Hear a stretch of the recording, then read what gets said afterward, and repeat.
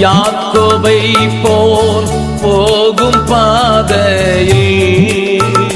பொழுது பட்டு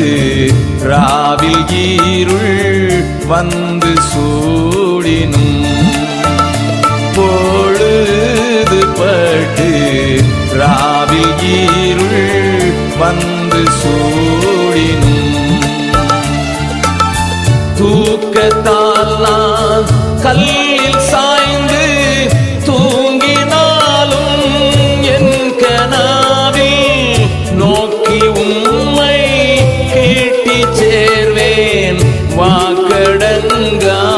வல்லநாதா. தேவனே நான் உமதண்டையில் இன்னும்